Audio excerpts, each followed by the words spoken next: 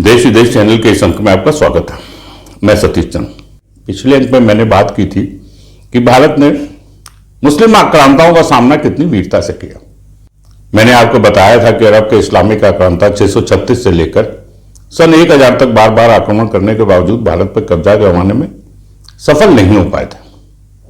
सन 998 में गजनी में महमूद गजनवी ने अपने भाई इस्माइल को जेल में डाल दिया और वह गजनी की सत्ता पर बैठ गया। अरबी मुस्लिम भी मलेच्छ थे, लेकिन गजनी तुर्की मुस्लिम था और यह मलेच्छों का एक सबसे ज्यादा घिनौना रूप था। तुर्की दबदबे के शुरू होते समय खलीफा अब्बासिद था। आक्सस नदी के दक्षिण का पूरा क्षेत्र महमूद के कब्जे में था।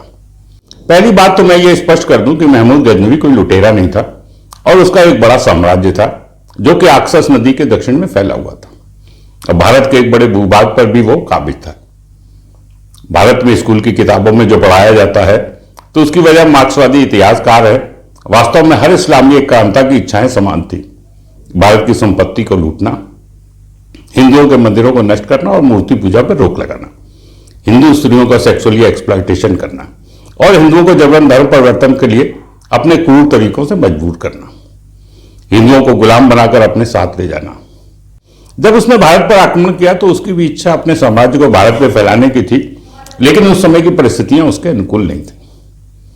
महमूद ने अपना पहला आक्रमण 1001 ईस्वी में उदबंदपुर के शाहियों के विरुद्ध किया, जब उसने पेशावर पर आक्रमण किया। राजा जयपाल को इसकी भनक नहीं लग पाई और वह इस युद्ध के लिए तैयारी में नहीं थे। आने वाले समय में यह भी देखा गया, भारत के राजा हर समय युद्ध के लिए कोई बड़ी संख्या में नियमित सेना तैयार नहीं रखते थे और इसकी वजह से उनकी हार हो जाती थी। जबकि इस्लामिक सेना जब भी आती थी वो बड़ी तैयारी करके आती थी।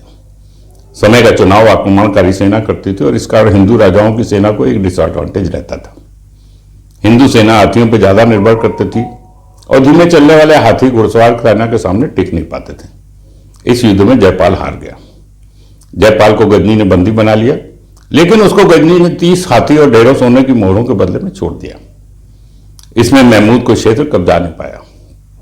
राजा जयपाल इस हार से इतना शर्मिंदा हुआ कि मैं अपनी प्रजा की रक्षा नहीं कर पाया।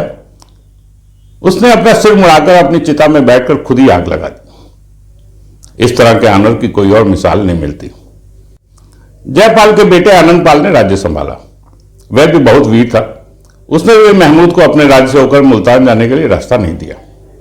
फिर भयंकर युद्ध हुआ जिसमें आनंदपाल हार गया। उसके बेटे सुखपाल को बंदी बना लिया गया और उसको मुस्लिम धर्म कबूल करवा दिया गया। महमूद को गजनी के पश्चिम में हुए विद्रोह को दबाने के लिए जाना पड़ा। जाते हुए वह अपना साम्राज्य सुखपाल के सुपुर्द कर गया। इस समय आनंदपाल के पास मौका था कि वह आक्रमण कर देता, लेकिन उसने दुश्मन की परेशानियों में उसका फायदा उठाने के बजाय उसको अपनी फौज इन विद्रोहियों से लड़ने के लिए उपलब्ध करा दिया। इस उदारता का उसको बाद में दंड चुकाना पड़ा। 1008 में महमूद ने फिर एक बार भारत पर हमला बोल दिया। आनंदपाल ने अपने दूत सभी जगह दौड़ाए और एक संगठित सेना बनाई गई, जिसमें कालिंजर, अजमेर, कन्नौज और दिल्ली के राजाओं ने अपनी सेना को इसलिए भेजा कि इन मलेच्छों को देश से बाहर करना उन्होंने अपना पवित्र कर्तव्य समझा। इस युद्ध के लिए स्त्रियों ने अपने जेवर का सोना गलाकर योगदान दिया था। यह सेना पंजाब की तरफ बढ़ गई। हिंदुओं और मुस्लिमों की सेना 40 दिन तक आमने सामने डटी रही, लेकिन युद्ध की शुरुआत नहीं हुई। इसके बाद महमूद ने 6000 तीरंदाजों को भेजा ताकि हिंदू सेना उनके ऊपर आक्रमण करे। खोखर सेना ने भी हमला कर दिया और देखते ही देखते महमूद के 5000 सैनिक मारे गए। मुस्लिम इतिहासकार उतबी ने स्वीकार किया कि महमूद की सेना हार रही थी और उसी समय महमूद ने अपने कुछ तीरंदाजों को आनंदपाल, जो कि हाथी पर सवार होकर सेना का नेतृत्व कर रहा था, को निशाना बनाने के लिए कहा। इन तीरों पर नैप्था की कोटिंग थी। नैप्था की गन से हाथी परेशान हो गया और पीछे मुड़कर भागने लगा। अब उसकी सेना में अफरा तफरी मच गई। महमूद की सेना हावी हो गई। यह अब नियम बन गया था कि हाथी पीछे मुड़ेगा और सेना में अफरा तफरी मच जाएगी। मुस्लिम सेना स्वभावतः अधिक अनुशासित थी। शाही शासन ने अपनी नई राजधानी साल ट्रेन में नंदन में बना ली थी। उन्होंने महमूद का डटकर मुकाबला करना जारी रखा। अगला बड़ा युद्ध 1013 में हुआ। अब शाही वंश का नेतृत्व त्रिलोचन पाल कर रहा था, क्योंकि आनंदपाल कश्मीर चला गया था। वहां के राजा ने उसके बेटे की मदद के लिए सेना भेजी। युद्ध कई दिन तक चला। अंत में त्रिलोचन पाल युद्ध में हार गया, जब सेना को पहाड़ों से उतरकर मैदान में लड़ना पड़ा।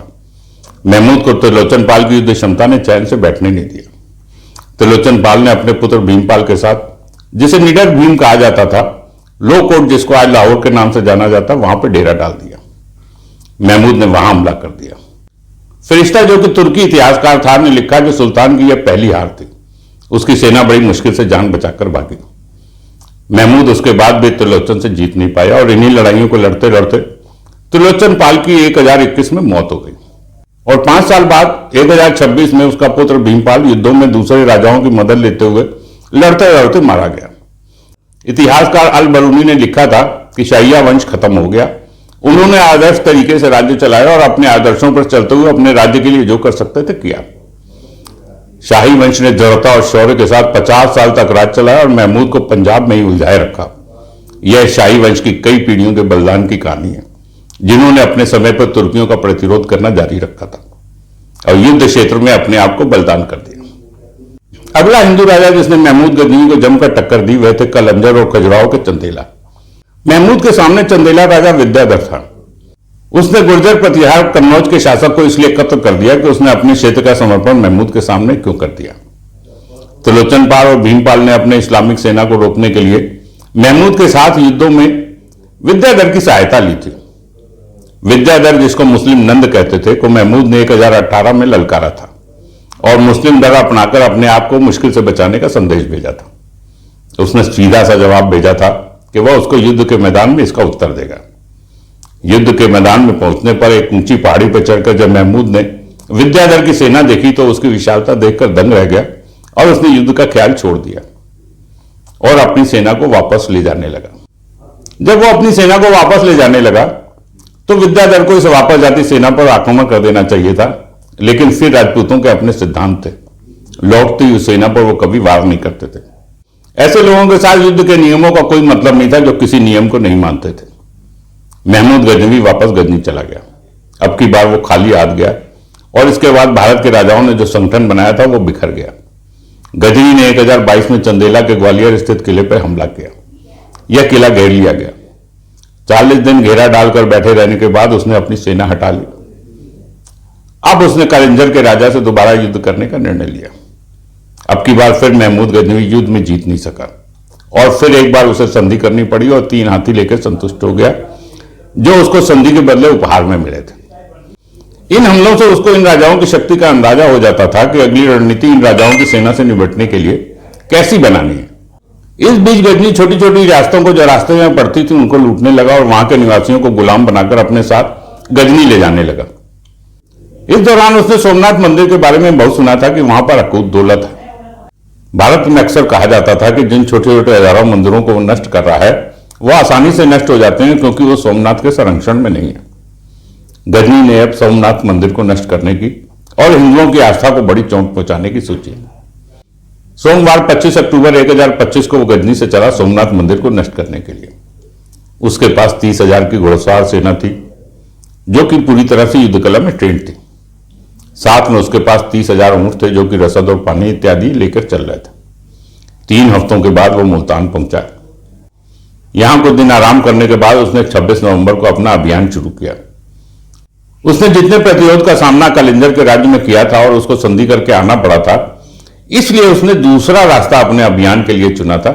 यह था सिंध के रास्ते थार रेगिस्तान को पार करते हुए गुजरात में दाखिल होने का, ताकि उत्तर भारत के मजबूत राजाओं का सामना न करना पड़े। थार रेगिस्तान को पार करना ही बहुत बड़ा दुस्साहस था, लेकिन उसकी आंखों के सामने सोमनाथ मंदिर की अकूत संपत्ति और हिंदुओं की आस्था पर सबसे बड़ी चोट करने का लक्ष्य नाच रहा था। अनिल पताका, जिसको आज पाटन कहते हैं, का राजा भीम को गुमान भी नहीं था कि उसके साथ क्या होने वाला है। सोमनाथ देव मूलाराज राज्य का संरक्षक था। जैसलमेर में रेगिस्तान से बाहर निकलते ही उसने सबसे पहले लुद्रवा में उसने एक छोटे किले पर विजय पाई। यहां एक छोटी सी सेना थी। ये सेना भागी नहीं और उसने डटकर इनका सामना किया। इस सेना को उसने आसानी से हरा दिया। अब वो आगे बढ़ा और नाहार वाला पर तबाही मचाई। वहां का राजा भीम, जिसकी सेना उसका सामना करने के लिए तैयार थी, चाहे वो संख्या बल में कमी क्यों नहीं थी, लेकिन वो वहां से भाग गया। उसने अपनी जान कंठ कोट कर किले में छुपकर बचाई। भीम की सेना महमूद का सामना नहीं कर पाई और वो हार गई। यहां महमूद ने एक अच्छे रणनीतिकार की तरह कुछ दिन आराम किया और रसद पानी का इंतजाम किया। अब वो मुंडेर, या जिसको आज मोडेरा कहते हैं, जहां के सूर्य मंदिर उपस्थित है, वहां पहुंच गया। यहां उसका सामना हिंदुओं की अच्छी खासी सेना से हुआ, लेकिन यह सेना महमूद की सेना के सामने टिक नहीं पाई और हार गई। अब वो कठियावाड़ पेनिनसुला होता हुआ भव्य कस्बे देवालवाड़ा पहुंच गया। यहां फिर उसका सामना सेना के साथ हुआ और वो विजयी हुआ और यहां के मंदिरों को तोड़ते हुए और सैनिकों और नागरिकों का नरसंहार करते हुए अपने अभियान के अंतिम लेग में पहुंच गया। 6 जनवरी 1026 को सोमनाथ मंदिर के शहर के बाहर खड़ा था। यहां के सुदृढ़ किले को देखकर उसे लगा कि यहां विजय पाने में उसको प्रतिरोध का सामना करना पड़ सकता था, लेकिन यहां पर हिंदुओं का विश्वास उनको ले डूबा। बजाय युद्ध करने के वो पूजा करने में व्यस्त थे। उनको यह विश्वास था कि प्रभु सोमनाथ ने मलेच्छों की सेना का नाश करने के लिए उसको यहां तक बुलाया है। उन्होंने खुद सोमनाथ मंदिर की रक्षा के लिए युद्ध की तैयारी नहीं की। उनको यह सिद्धांत ध्यान नहीं आया कि धर्मो रक्षितो रक्षिता। हिंदुओं की रक्षा पंक्ति कमजोर नहीं थी, लेकिन समस्या थी कि उनका राजा नेतृत्व करने के लिए उपलब्ध नहीं था। राजा भीम पहले ही भाग चुका था और वो कंटकोट के किले में था। पहले दिन तो एक बार महमूद को लगा कि वह हार ही जाएगा। दूसरे दिन भी सारा दिन युद्ध के बाद वह जीत नहीं पाया। हिंदू अपने इष्टदेव को बचाने के लिए मर मिटने को तैयार थे। तीसरे दिन महमूद के सैनिक किले की दीवार पर चढ़ गए और अंदर जाकर उन्होंने तबाही मचानी शुरू कर दी। किले का दरवाजा खोल दिया गया और महमूद की सेना अंदर प्रवेश कर गई। अब हजारों लोग मंदिर के सामने खड़े थे और अपने आराध्य देव की रक्षा के लिए।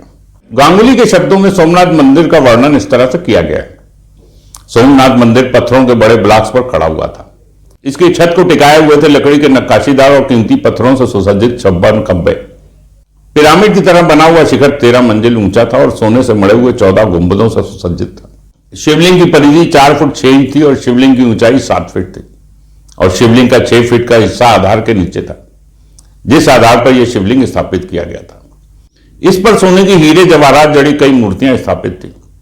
हीरे से बना हुआ बहुत बड़ा शैंडियर गर्भगृह को आलोकित कर रहा था। शिवलिंग के ऊपर हीरे जवाहरात से जड़ा नक्काशीदार छत्र था। शिवलिंग के साथ ही एक बड़ा सा घंटा था जो कि 200 मन सोने की जंजीर से जुड़ा हुआ था, जो समय समय पर घंटा बजाने का काम करती थी। इसके साथ लगे कमरे में वह खजाना था जो कि शताब्दियों से भक्त दान में देकर जाते थे। पूजा करने के लिए 1000 से अधिक पंडित उपस्थित होते थे। 350 से अधिक स्त्री पुरुष शिवलिंग के सामने रोज नृत्य करते थे। इन सबको पैसा मंदिर के पास स्थित 10,000 गांवों से और मंदिर में दान करने के पैसों से आता था। 350 से अधिक नाई थे जो मंदिर में दर्शन करने से पहले लोगों का मुंडन संस्कार करते थे। महमूद ने शताब्दियों से बनाए हुए इन सभी को लूटकर और अपनी तलवार के एक वार से यहां आग लगाकर नष्ट कर दिया। लिंग बचाने के लिए पंडितों ने उसको एक ऑफर दिया कि जितनी संपदा मंदिर में है उतनी संपदा और दे दी जाएगी अगर वो मंदिर को नुकसान ना पहुंचाए। लेकिन उसने कहा कि अगर वो ये स्वीकार कर लेगा तो अब बुत शिकर नहीं बुत फरोश कहलाएगा, जो उसको स्वीकार नहीं है। इसका अर्थ होता है कि वह मूर्तियों को तोड़ने वाला नहीं बल्कि मूर्तियों का व्यापार करने वाला कहलाएगा। सबसे पहला काम महमूद ने किया वो था मंदिर की रक्षा करने के लिए मंदिर के अंदर खड़े हुए लगभग 50,000 से अधिक निहत्थे भक्तों का उसने नरसंहार किया। एक मंदिर के लिए विश्व में किए गए इस बलिदान की कोई मिसाल नहीं मिलती। 50,000 भक्त काल के कवाल में समा गए। इस मंदिर के अंदर स्थित भक्त बारी बारी से सेना के सामने उनको रोकने के लिए आते रहे और उनको निर्दयता के साथ गाजर मूली की तरह काट दिया गया। जिन्होंने बचने की कोशिश की उनको दौड़ाकर मार दिया गया। इतिहासकार अल बरूनी जो कि गजनी के साथ चल रहा था उसके शब्दों में देखिए, मूर्ति को तोड़ दिया गया। महमूद ने आदेश दिया कि मूर्ति का ऊपर का हिस्सा तोड़कर अपने गृह स्थान गजनी ले जाया जाए। एक हिस्सा शहर के घुड़दौड़ के मैदान में फेंक दिया जाए। सोमनाथ मंदिर की इस मूर्ति का एक हिस्सा गजनी की मस्जिद के प्रवेश द्वार पर जमीन में गाड़ा गया है, जहां मस्जिद में प्रवेश करने से पहले लोग रगड़कर अपने पैर साफ करते हैं। सोमनाथ मंदिर के ध्वंस की कहानियां अरब तक पहुंच गई और महमूद गजनी की प्रशंसा में गीत गाए जाने लगे। महमूद इस्लाम के गाजी के रूप में एक किदवंती बन गया था और आने वाली पीढ़ियों के गाजी, जिसका अर्थ इस्लामिक धर्म योद्धा होता है, आज भी उनके इस कारनामे से प्रेरणा लेते हैं। अब इस क्रूर महमूद को वापस गजनी जाने की चिंता सताने लगी। वापसी के लिए उसने उस रास्ते से न जाने का फैसला किया जिस रास्ते से वो आया था। उसको इसकी भनक लग गई थी कि वापसी में उसकी प्रतीक्षा हिंदू राजाओं की एक बड़ी सेना कर रही है। अब उसको चिंता थी कि निर्दयता के साथ की गई इस लूट को कैसे सुरक्षित गजनी तक ले जाया जाए। परमारदेव भोज के नेतृत्व में पूरे हिंदू राजा संगठित होकर एक बड़ी सेना उससे बदला लेने के लिए कठियावाड़ की तरफ बढ़ रही थी। उसने अब कच्छ के रास्ते से जाने का निर्णय लिया। इस रास्ते पर उसको समुद्र पार करना पड़ा। इसको उसने वहां पर उपलब्ध नावों से पार किया और उसके बाद वो जब कच्छ पहुंचा, यहां पर राजा भीम कंटकोट के किले में छिपा हुआ था जब उसको महमूद के आने की सूचना मिली तो वो यहां से भी भाग गया। उसको कच्छ को लूटने का अवसर मिला और उसने अपने खजाने में कुछ और जोड़ लिया। कुछ दिन और चलकर वह सिंध की सीमा के पास पहुंच गया। अब सिंध और उसके बीच एक रेगिस्तान था। उस रेगिस्तान को पार करने के लिए उसको गाइडेंस की जरूरत थी। उसने 2 गाइडों को रास्ता दिखाने के लिए तैयार किया। वह दोनों गाइड सोमनाथ के भक्त थे। उन्होंने महमूद को रेगिस्तान में ऐसी जगह फंसा दिया जहां पर उसे 3 दिन तक पानी नहीं मिला। उसके सैनिक प्यास से पागल हो गए और उसके जानवर और सैनिक पानी के लिए तड़प तड़प कर मर गए। जब उसको समझ आया तो उसने विश्वासघात करने के कारण इन गाइडों का सिर उड़ा दिया। महमूद की विजय उसके लिए अभिशाप बनने वाली थी। बहुत मुश्किल से वह कुछ दिनों के बाद ऐसी जगह पहुंचा जहां पानी उपलब्ध था। फिर उसका लश्कर सिंध की तरफ बढ़ा। वहां मंसूरा में अरबी मुस्लिमों का शासन था। उसने उनको भी लूटा। इसके बाद वह मुल्तान पहुंचा जहां पर जाट उसका बदला लेने के लिए इंतजार कर रहे थे। उन्होंने उसकी लूट का एक बड़ा हिस्सा उससे छीन लिया और उस बड़ी संख्या में उसके सैनिकों को खत्म कर दिया। अब एक छोटी सी लूटी पीटी सेना और अपनी लूट का एक बहुत छोटा सा हिस्सा लेकर ही वो गजनी पहुंच पाया। अपने जीवन के बचे हुए 4 सालों में वो दोबारा कभी भारत नहीं आए। यहां गजनी द्वारा किए गए एक और विध्वंस के बारे में बात करना ठीक रहेगा। यह सोमनाथ के मंदिर के विध्वंस से कम नहीं था। यह था मथुरा के मंदिर का विध्वंस। सन 1018 में महमूद गजनवी ने मथुरा में प्रवेश किया। मथुरा की संपन्नता की बहुत सी कहानियां महमूद गजनवी ने सुन रखी थी। जब महमूद मथुरा पहुंचा तो उसने जो कुछ भी सुन रखा था वह कुछ भी नहीं था उसके आगे जो वो देख रहा था। जब उसने कृष्ण मंदिर देखा तो उसके वैभव और उसकी विशालता की देख कर वह निहारता ही रह गया। उसका एक बार भी तो मन हुआ कि झुककर प्रणाम करे उस शक्ति को जिसने ऐसी कोई चीज क्रिएट की है। पत्थरों में भी आध्यात्मिकता परोई जा सकती है, यह उसका उदाहरण था। मथुरा का किला विशाल था और उस मंदिर को बाढ़, लूट और तूफान से बचाने में समर्थ था। इस मंदिर की देखने के बाद जो महमूद ने कहा वो मैं आपको बता रहा हूं। महमूद ने कहा था कि इतनी खूबसूरत और विशाल बिल्डिंग को बनाने के लिए 100 हजार यानी कि 1 करोड़ लाल दिनारों की जरूरत होगी और अगर बहुत काबिल कारीगर भी लगाए जाएंगे तब भी इसको बनाने में कम से कम 200 साल लगेंगे। बस यहीं पर उसकी क्षणिक प्रशंसा रुक गई। उसे इतना खूबसूरत मंदिर खड़ा रहना इस्लाम के लिए बहुत बड़ा खतरा महसूस हुआ। उसने अपने सैनिकों को इसको लूटने और उसके बाद आग लगाने का आदेश दिया। उसके सैनिकों ने उतनी क्रूरता और निर्दयता मथुरा में की जिसके लिए अब वो जाना जाने लगा था। हालांकि सोमनाथ मंदिर को ध्वस्त करने के बाद मिली अकूत दौलत का एक बहुत छोटा हिस्सा वो गजनी तक ले जा पाया था, लेकिन महमूद गजनवी मुस्लिम वर्ल्ड में बहुत प्रसिद्ध हो गया था और मुस्लिम उसको अत्यधिक सम्मान की नजर से देखते थे। मुस्लिम इतिहासकार उसको एकमत होकर इस्लाम के इतिहास में पैदा हुए सबसे बड़े योद्धा और मुस्लिम धर्म के सबसे बड़े प्रचारक के रूप में देखते थे।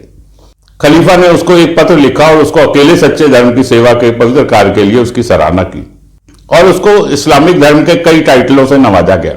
उसमें से एक था वो इस्लामिक धर्म का दाहिना हाथ और धर्म का संरक्षक। महमूद गजनवी के सोमनाथ में किए गए कारनामे ने मुस्लिम वर्ल्ड को जोश से भर दिया था, क्योंकि उसका यह कारनामा पैगंबर के काबा में किए हुए कारनामे से मिलता जुलता था, जिसमें उन्होंने बड़े पैमाने पर मूर्तियों को तोड़ा था। मुस्लिम सोमनाथ की मूर्ति के बारे में प्रसिद्ध था कि जब काबा में मानत के मंदिर को तोड़ा गया था तो उसकी एक मूर्ति सोमनाथ में गुप्त रूप से भेज दी गई थी और महमूद ने पैगंबर का एक अधूरा पड़ा काम पूरा किया था। इसलिए इसके इस काम को पूर्ति पूजकों के ऊपर एक बहुत बड़ी विजय के रूप में देखा जाने लगा। महमूद गजनी ने कुछ नए तरीके के अत्याचार भारत पर लाद दिए थे और उनमें से मुख्य था भारत में किसी क्षेत्र पर विजय करने के बाद बड़ी संख्या में लोगों को गुलाम बनाना और उनको ले जाकर बेच देना। गजनवी ने इतने गुलाम बना लिए थे कि एक समय ऐसा आ गया था जबकि इन गुलामों को खरीदने वाला कोई नहीं बचा था। गजनवी ने भारत में अपना कोई रिप्रेजेंटेटिव शासन करने के लिए नियुक्त नहीं किया था, लेकिन वो जो जख्म भारत के मानस पर दे गया था वो परमानेंट था। गजनी जाटों से हारने के बाद अपना खजाना उनके द्वारा लूट लिए जाने के गम में डूब गया और उसकी सेना के बहुत से आदमी भी जाटों द्वारा कत्ल कर दिए गए। अब उसकी हिम्मत भारत के लिए दूसरा अभियान शुरू करने की हुई नहीं। कुछ दिनों बाद उसको मलेरिया हो गया और इलाज के दौरान दवाइयों से उसकी बीमारी बढ़ गई और 1930 में टीबी से उसकी मौत हो गई। उसकी मृत्यु के बाद उसके पुत्र ने उसकी कब्र पर एक मकबरा बनवाया। दूर दूर से इस गाजी की कब्र पर लोग फातिहा पढ़ने के लिए आते थे और उस समय और उसके बाद के कवियों ने उसकी शान में कविताएं और गीत लिखे और वह मुस्लिमों में खुद एक किदवंती बन गया। अफगानिस्तान के साथ साथ ही पंजाब तक इस्लामिक शासकों का राज्य फैल गया था और भारत अब इस्लामिक आक्रांताओं के निशाने पर पूरी तरह से आ गया था। जिस तरह से बरगद के नीचे कुछ नहीं उगता है, उसी तरह गजनी की छाया में उसका पुत्र मसूद भी ग्रो नहीं कर पाया। तुगरेल के नेतृत्व में सेल्जुक तुर्कों ने गजनी पर आक्रमण कर दिया और मसूद अपना राज्य छोड़कर भाग खड़ा हुआ। उसके बाद 1141 तक गजनी पर कमजोर शासकों का शासन रहा। 1141 में गुर खान ने सेल्जुक शासकों को मार भगाया और गजनी पर कब्जा कर लिया। इसी पूरे वंश में से एक मुस्लिम सुल्तान मोहम्मद गौरी सुल्तान बना और उसके दिमाग में गजनी की तरह से भारत को लूटने का अभियान चलाने की इच्छा हुई और उसने भारत के सोमनाथ तक पहुंचने के लिए एक बड़ी सेना खड़ी की। और भारत के एक शासक की दरियादली के कारण किस तरह से भारत पर आक्रमण करने में सफल रहा, उसके बारे में मैं अगले अंक में बताऊंगा। आज के अंक में इतना ही। यह अंक आपको कैसा लगा कृपया कमेंट अवश्य करें। अगर अच्छा लगा हो तो लाइक करें और शेयर करें। आपसे अनुरोध है इस चैनल को सब्सक्राइब अवश्य करें।